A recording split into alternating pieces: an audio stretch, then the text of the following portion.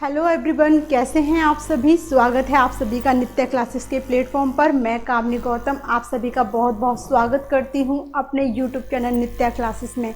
देखिएगा गाइस, आज की क्लास में हम डिस्कस करेंगे टीजीटी पीजीटी हिंदी का सिलेबस। यानी कि आप सभी जानते हैं कि आप सभी के लिए वैकेंसी आ गई हैं टीजीटी पीजीटी एग्जाम्स की। तो आज मैं आपको बताऊँगी हिंदी सिलेबस में कि क्या क्या आपके एग्जाम में आएगा।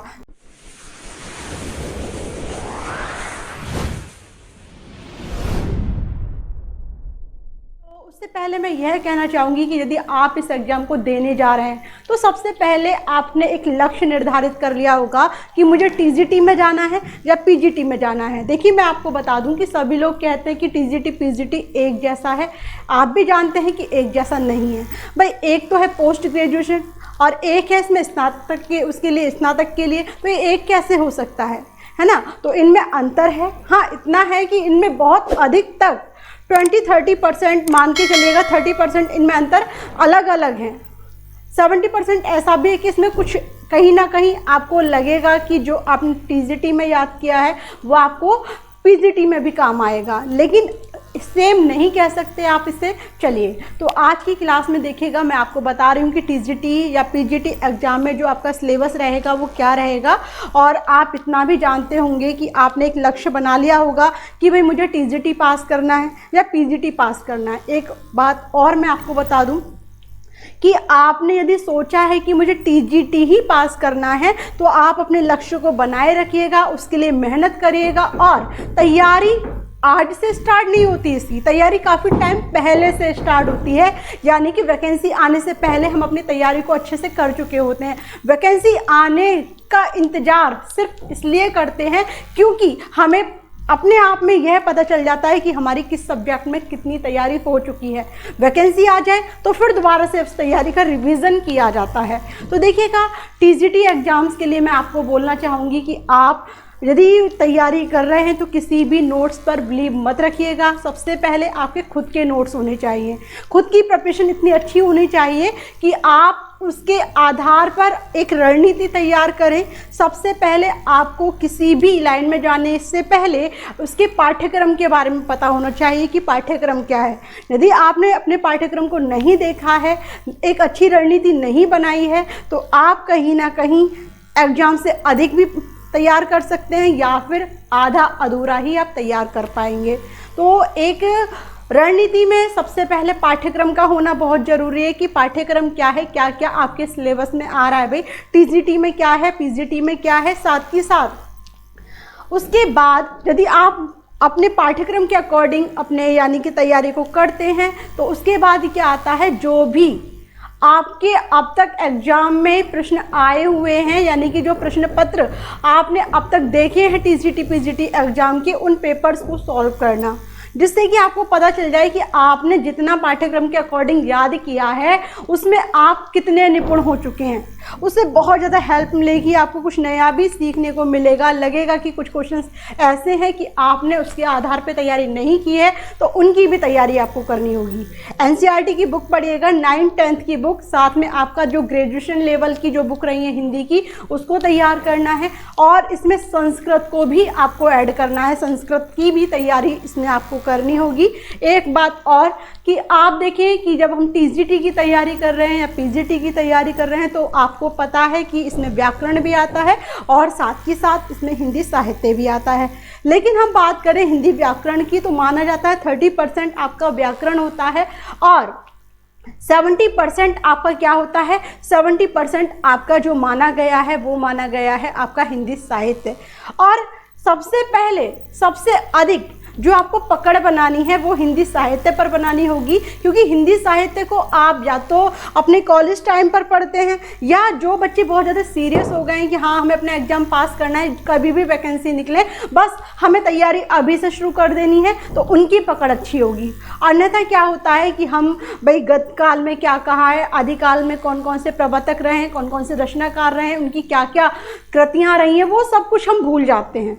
आपने देखा होगा कि आप व्याकरण को स्टार्टिंग से लेकर अब तक कभी टेट के माध्यम से, कभी सी टेट के माध्यम से, कभी सुपर टेट के माध्यम से कहीं ना कहीं पढ़ते आए हैं, लेकिन हिंदी साहित्य की तैयारी बहुत कम करते हैं। तो मैं आपसे यही कहना चाहूँगी कि सबसे पहले आप अपने वेस को कंप्लीट करें, अच्छे से बनाएं, एनसीईआरटी की बुक्स लें और जिसमें आप देखिएगा 9 से 12 तक की जो व्याकरण है उसको अच्छे से देखिएगा। साथ ही साथ आपका जो स्नातक की हिंदी की बुक्स हैं अच्छे से अच्छे राइटर के लिए जो आपको बेस्ट लगे आप उसके लिए, मैं किसी राइटर का भी नाम नहीं लूँगी कि आप इस राइटर की बुक्स को पढ़ें, जो आपको बेस्ट लगे आप उस राइटर की बुक्स को लें। लेकिन स्टार्टिंग से पहले बुक को पढ़ना है, तभी आप अपने क्वेश्चंस पर जाइएगा, प्रैक्टिस सेट पर जाइएगा। बिना तैयारी के, बिना डिटेल्स के आप किसी भी तैयारी या किसी भी एग्जाम में सफलता प्राप्त नहीं कर सकते हैं। ठीक है, तो लक्ष्य को प्राप्त करना है, अपने उद्देश्य को पूर्ण करना है, तो अभी से जुट जाइएगा। ठीक है,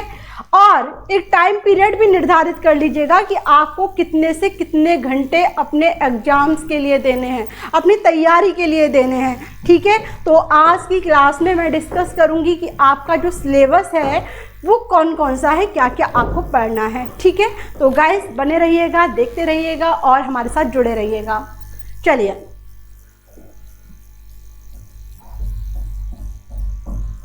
तो देखिएगा यहाँ पर हम बात करेंगे पीजीटी एग्जाम्स की और टीजीटी एग्जाम्स की, यानी कि पीजीटी पोस्ट ग्रेजुएट टीचर और टीजीटी ट्रेंड ग्रेजुएट टीचर। ठीक है, एक तो है 9th 10th के लिए और एक है आपका 11th 12th के लिए। तो यहाँ पर क्या क्या इसमें पढ़ना है इस एग्जाम्स को पास करने के लिए, वो आज की क्लास में डिस्कस करने वाले हैं। चलिए देखिएगा, सबसे पहले मैं आपको बता रही हूँ कि व्याकरण आप स्टार्टिंग से पढ़ते आए हैं, तो व्याकरण पे ऐसा नहीं कि आपको व्याकरण को हटा देना है ना।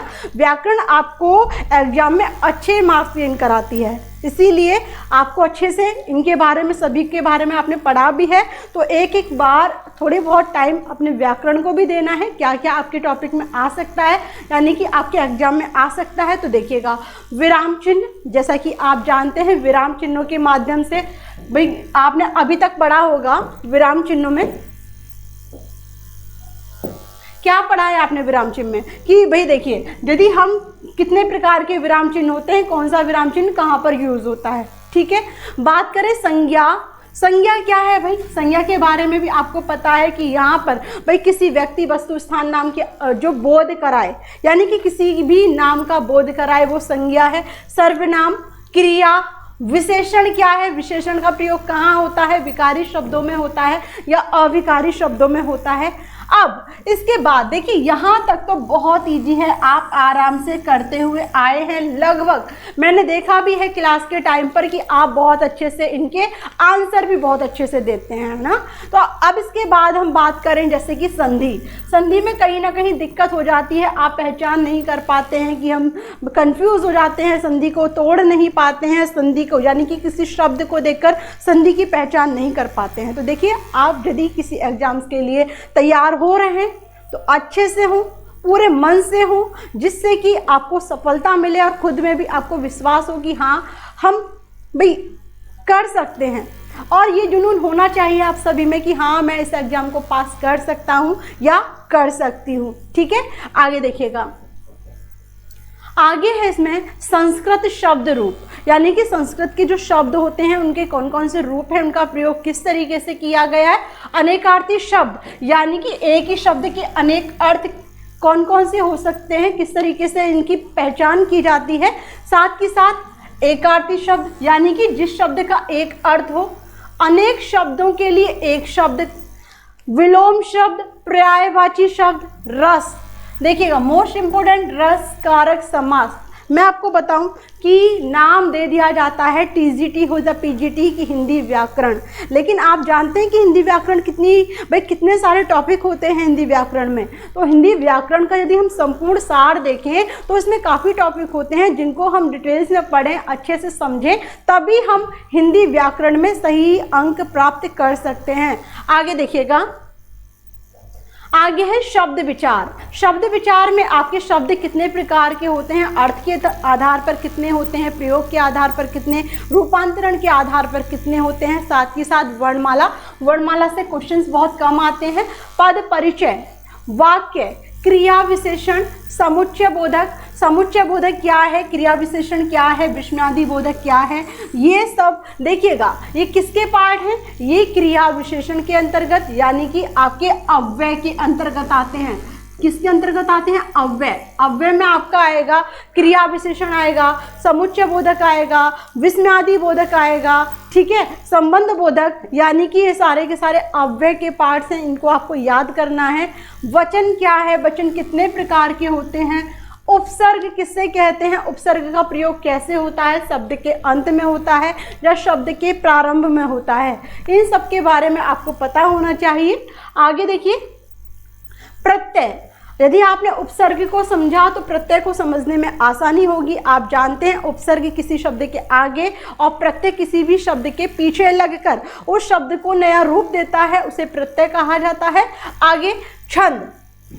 छंद के बारे में हमें पहचान होनी चाहिए कि छंद किससे कहते हैं, छंद का प्रयोग कहाँ कहाँ पर किया जाता है और छंदों पर मात्रा किस प्रकार से की लगाई जाती हैं। ठीक है भाई, आपने देखा हो गुरु की मात्रा अलग होती है, लघु की अलग होती है, तो इन मात्राओं के बारे में आपको पता होना चाहिए। अलंकार क्या है, अलंकार की पहचान कैसे करें, अलंकार को कितने भागों में बांटा है, कौन सा अलंकार, आपने सिर्फ रटे हुए हैं कि भाई आपने 5-6 अलंकार याद कर लिए, उसके बाद आपको यही नहीं पता कि अलंकार कितने होते हैं, है ना। तो आपको सही और विस्तृत ज्ञान भाई चाहना वो प्राप्त करना है तो अलंकार को अच्छे से पढ़ना होगा। शब्द अलंकार, अर्थ अलंकार, उभय अलंकार, इनके सारे के सारे जो उपभेद हैं उनको भी तैयार करना होगा। आगे देखिएगा, पर्यायवाची शब्द बहुत ज़्यादा पूछे जाते हैं, एक तो आ ही जाता है आपके हर एक एग्जाम में। तो देखिए पर्यायवाची शब्दों के बारे में आपको पता होना चाहिए। तत्सम, तद्भव शब्द, मुहावरे, हिंदी निबंध। तो हिंदी निबंध आपके एग्जाम में नहीं आता है और मुहावरे भी नहीं पूछे जाते हैं। तो आप इस एग्जाम्स की तैयारी कर रहे हैं तो आप याद रखिएगा, जो भी मैंने आपको टॉपिक्स बताए हैं उनको आप अच्छे से तैयार कर लीजिएगा। और नहीं भी तैयार किया है या कोई भी प्रॉब्लम आती है तो नित्या क्लासेस की टीम आपके साथ है, और हिंदी विषय में कोई भी समस्या आप सभी को आती है तो मैं यानी कि कामनी गौतम मैम आपके साथ है। ठीक है, आप कभी भी ऑफलाइन या ऑनलाइन मेरे से डिस्कस कर सकते हैं। आगे देखते हैं जो कि बहुत ज़्यादा मोस्ट इम्पोर्टेंट है। जैसा कि आप सभी जानते हैं कि आपका एग्जाम भाई किस पर आधारित है, पूरा का पूरा 70% जो आपका आता है सिलेबस में वो हिंदी साहित्य से आता है।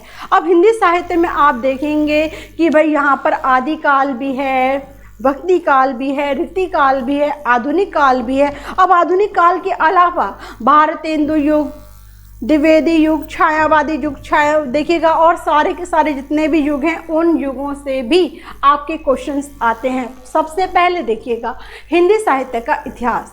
हिंदी साहित्य को 4 भागों में बांटा है, यानी कि 4 कालों में बांटा है। ये आपको पता होना चाहिए कौन सा काल कब से प्रारंभ हुआ है और कब इसका अंत हुआ है। हर एक काल के बारे में हमें पता होना चाहिए। ठीक है, और उस काल को किस किस नाम से जानते हैं ये सब भी हमें मालूम होना चाहिए। आगे देखिए, हिंदी साहित्य के इतिहास के निम्नलिखित 4 कालों को साहित्य प्रवृत्ति यानी कि 4 कालों में से बांटा है, जिसमें पहला जो आता है आपका आदिकाल आता है। आदिकाल, अब आदिकाल का जो जन्म है या कह सकते हैं कि आदिकाल का प्रारंभ कहाँ से कहाँ तक हुआ था, कौन कौन से कवि इस काल के अंतर्गत आते हैं, इस काल को अन्य किस किस नाम से जाने जाते हैं, और कहा जा सकता है कि आदिकाल के जनक किसे माना जाता है। आदिकाल को भाई आदिकाल का कवि, प्रमुख कवि कौन है, कौन से कवि की क्या खासियत है, कौन कौन सी कृतियां इन्होंने दी हैं, इनके बारे में विस्तृत ज्ञान आपको होना चाहिए। तभी आप अपने एग्जाम को क्रैक कर सकते हैं, उसे पास कर सकते हैं। देखिएगा, आदिकाल की हम बात करें तो उसमें सिद्ध क्या है, ये नाथ, रासु, साहित्य, इनके बारे में पता होना चाहिए। साथ के साथ जो प्रमुख कवि इनके रहे हैं उनके बारे में, उनकी डिटेल्स, उन्होंने कौन कौन सी रचनाएं लिखी, क्या क्या उन्होंने योगदान दिया उस काल में, इनके बारे में हमें पता होना चाहिए। तो देखिएगा, सिद्धनाथ और रासु साहित्य का संपूर्ण ज्ञान, साथ के साथ चंद्रवरदाई, खुसरो, हेमंत चंद्र और विद्यापति और भी काफ़ी हैं जो आदिकाल से संबंधित कवि रहे हैं। जो आपके एग्जाम्स के लिए महत्वपूर्ण है। तो मेरा कहने का तात्पर्य यह है कि आप आदिकाल के लिए एक विशेष बुक लें जिसमें पूरा आदिकाल की थ्योरी दी हो, है ना, हिंदी साहित्य का इतिहास आदिकाल के रूप में हो, और जो भी बेस्ट बुक आपको लगे आप उसे मार्केट से ले सकते हैं और उसके आधार पर तैयारी कर सकते हैं। देखिएगा, नेक्स्ट जो है आपका भक्ति काल भी आएगा। भक्ति काल में आपने देखा होगा संत काव्य धारा, सूफी काव्य धारा, कृष्ण भक्ति और राम भक्ति, उसमें इसको बांटा है। इसके प्रमुख कवि काफ़ी रहे हैं, जिसमें कबीर, जायसी, सूरदास, तुलसी इनके नाम प्रमुख आते हैं। इनके बारे में, इनकी हिस्ट्री के बारे में, इन्होंने क्या क्या योगदान दिया है, कौन कौन से इन्होंने अपने भैया यहाँ पर रचनाएँ लिखी हैं, इन सब के बारे में आपको पता होना चाहिए। तो देखिए, आदिकाल हुआ, भक्ति काल हुआ, आगे देखिए। अब हम बात करें रीतिकाल की, तो रीतिकाल क्या है भाई? रीतिकाल में रीति काव्य, रीतिबंध काव्य और रीति मुक्त काव्य, रीतिकाल के कौन कौन से कवि रहे, कौन कौन सा योगदान इन्होंने दिया है, इन सब के बारे में हमें पता होना चाहिए। ठीक है, तो देखिएगा, थर्ड ऑप्शन भी यहाँ पर आपको आदिकाल, साथ के साथ भक्ति काल और रीतिकाल, कोई सा भी यानी कि आपको इनकी जो तैयारी करनी है ना, वैसा नहीं कि प्रैक्टिस सेट ले लिया तो आपकी तैयारी हो गई, बिल्कुल नहीं हो सकती तैयारी।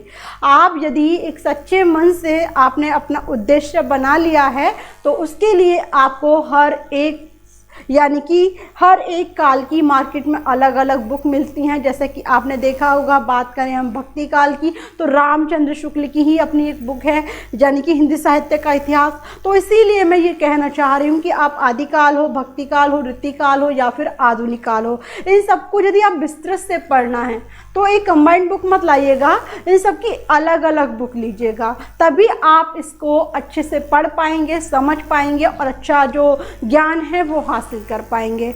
आगे देखिए, तो रीतिकाल की हमने बात कर ली है। रीतिकाल के कौन कौन से कवि हैं वो भी आप देखिएगा, उनकी क्या क्या योगदान रहे, कौन कौन सी रचनाएं, कौन कौन सी कृतियाँ उन्होंने दी हैं, इनके बारे में आपको पता होना चाहिए। ठीक है, अब बात करते हैं आधुनिक काल। आप जानते हैं कि आधुनिक काल अपने आप में बहुत बड़ा काल रहा है। ठीक है, तो आधुनिक काल के बारे में हम बात करें तो आधुनिक काल में जितने भी आप सबसे अधिक जो आपके एग्जाम में आता है वो आधुनिक काल से आता है, आदिकाल और भक्ति काल से भी पूछा जाता है। तो देखिएगा, आधुनिक काल जिसमें नवजागरण, गद्य का विकास, साथ ही साथ भारतेंदु युग, कौन से युग को कहा जाता है, भारतेंदु युग के प्रमुख कवि कौन कौन से हैं, इनके बारे में आपको पता होना चाहिए। ठीक है भाई, आधुनिक काल में आपने देखा होगा, आधुनिक काल को भारतेंदु युग, साथ के साथ छायावादी युग, प्रगतिवादी युग, प्रयोगवादी युग, तो द्विवेदी युग, तो इन सब के अलग अलग, मैं तो सिर्फ इतना ही कहना चाहूँगी, यदि आप इस एग्ज़ाम को दे रहे हैं तो आपको थोड़ा टाइम लगेगा समझने के लिए, टाइम निकालेंगे, तैयारी करेंगे तो उसमें सिर्फ आपका फ़ायदा है, आपको मंजिल को प्राप्त करने में बहुत ज़्यादा आसानी होगी। ठीक है, तो देखिएगा, आधुनिक काल की हम बात करें तो इसमें नवजागरण काल, गद्य का विकास, भारतेंदु मंडल यानी कि भारतेंदु युग, इसके प्रमुख लेखक, भारतेंदु युग में कौन कौन से लेखक रहे हैं, कौन कौन सी उनकी कृतियां रही हैं, ये आपको याद करना है। दूसरा देखिएगा, आधुनिक हिंदी कविता की मुख्य प्रवृत्तियाँ, यानी कि जो आधुनिक हिंदी है उसमें जो कविताओं की मुख्य प्रवृत्तियाँ रही हैं वो कौन कौन सी हैं, इनके बारे में आपको पता होना चाहिए। छायावाद क्या है, प्रगतिवाद क्या है, प्रयोगवाद क्या है, द्विवेदी युग क्या है, तो शुक्लोत्तर युग क्या है, नई कविता युग किसे कहते हैं, नवगीत किसे कहते हैं, समकालीन कविता और जनवादी कविता, इन सब के बारे में, इनकी प्रमुख कौन कौन से कवि हैं, कौन कौन सी इनमें रचनाएं लिखी हैं, कौन कौन सी कृतियां लिखी हैं, क्या क्या योगदान दिए हैं, इन सब के बारे में भी आपको तैयारी करनी होगी, इन सब के बारे में आपको ज्ञान होना चाहिए। और भाई जो भी है मैं इतना ही कहना चाहूँगी, तैयारी में जुट जाइएगा। साथ के साथ जो अब तक आपके एग्ज़ाम्स हुए हैं, टीजीटी हो या पीजीटी, आप उनके पेपर्स को देखिएगा कि क्या क्या आपको एग्ज़ाम में तैयार, मान उस क्वेश्चन से आपको समझ में आ जाएगा कि आपको तैयारी कैसी कैसी करनी है। ठीक है, देखिएगा, अब हम देखते हैं कि कुछ प्रमुख कवि जिनके बारे में आपको अच्छे से जानना है, जैसे कि मैथिली शरण गुप्त, जयशंकर प्रसाद क्यों, भाई जयशंकर प्रसाद का क्या क्या योगदान रहा है, क्यों वो एक अच्छे कवि के रूप में, एक अच्छे लेखक के रूप में जाने जाते हैं। तो मैथिली शरण गुप्त हो, जयशंकर प्रसाद, सूर्यकांत त्रिपाठी निराला, महादेवी वर्मा, रामधारी सिंह दिनकर, सच्चिदानंद हीरानंद बादशाह यानी कि अज्ञेय, गजानंद माधव, मुक्तिबोध और नागार्जुन, इन सब के बारे में, इन कवियों के बारे में अच्छे से इनका यानी कि आप कह सकते हैं जीवन परिचय से लेकर इन्होंने क्या क्या हिंदी साहित्य में अपना योगदान दिया है, कौन कौन सी कृतियाँ इन्होंने लिखी हैं, कौन कौन सी रचनाएं इन्होंने लिखी हैं, इन सब के बारे में आप पढ़ लीजिएगा।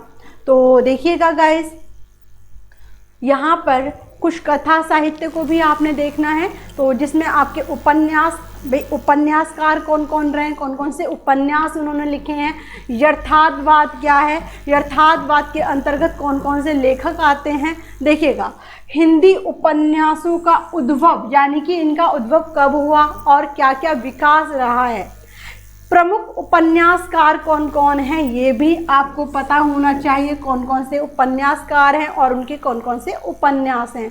हिंदी कहानी का उद्भव कब हुआ है, साथ के साथ क्या क्या विकास में इनका क्या क्या योगदान रहा है हिंदी कहानियों का, तो इनके बारे में कौन कौन सी हिंदी कहानियाँ किस किस लेखक के द्वारा कही गई हैं, तो ये भी आपको पता होना चाहिए और अच्छे से तैयार भी करना है। प्रमुख कहानीकार कौन कौन रहे हैं, जैसे कि आप जानते हैं प्रेमचंद का नाम बहुत ज़्यादा आता है, जयशंकर प्रसाद का, अज्ञेय का, मोहन राकेश का, कृष्ण सौभती का, इनके नाम बहुत अधिक आते हैं और इनसे ही आपके एग्जाम में सबसे अधिक पूछा जाता है।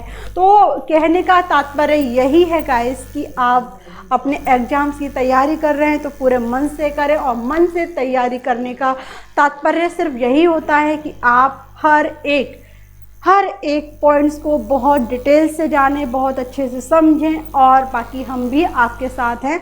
मैं भी आपको यहाँ पर तैयारी करा रही हूँ, आप देख भी रहे होंगे कि अभी जो हम यहाँ पर तैयारी कर रहे हैं वो हिंदी व्याकरण की तैयारी मैं आपको करा रही हूँ और बहुत ही तेज़ स्पीड से इस तैयारी को कराऊँगी। इसके बाद आपको हिंदी साहित्य जो आपके एग्जाम्स के लिए जो भी मोस्ट इम्पोर्टेंट होगा वो मैं आपके साथ डिस्कस करूँगी।